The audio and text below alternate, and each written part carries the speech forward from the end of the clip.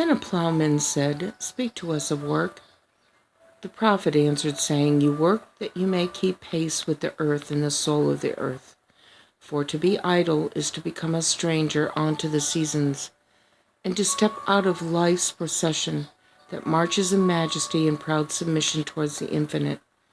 When you work, you are a flute, through whose heart the whispering of the hours turns to music. Which of you would be a reed, dumb and silent, when all else sings together in unison?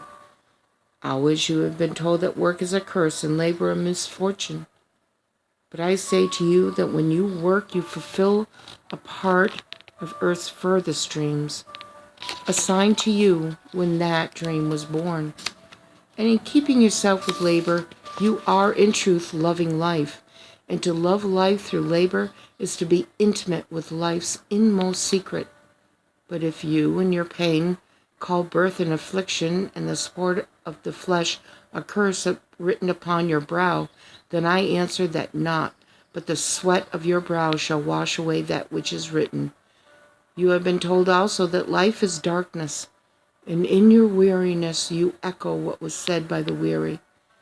And I say that life is indeed darkness, save when there is urge, and all urge is blind, save when there is knowledge, and all knowledge is vain, save when there is work, and all work is empty, save when there is love.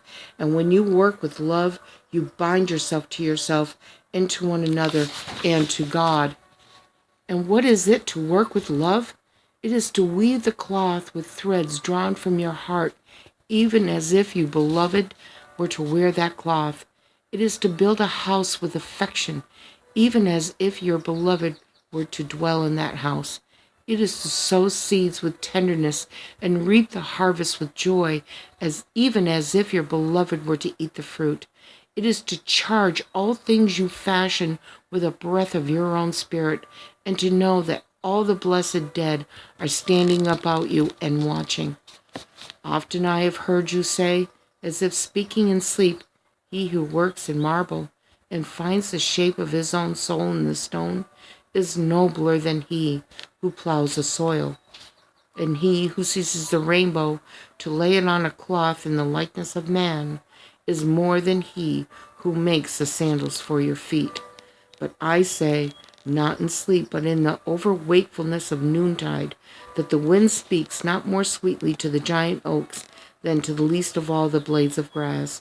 And he alone is great, who turns the voice of the wind into a song, made sweeter by his own loving. Work is love made visible. And if you cannot work with love, but only with distaste, it is better that you should leave your work and sit at the gate of the temple and take alms of those who work with joy. For if you bake bread with indifference, you bake a bitter bread that feeds but half man's hunger. And if you grudge the crushing of the grapes, your grudge distills a poison in the wine. And if you sing though as angels, and love not the singing, you muffle man's ears to the voices of the day and the voices of the night.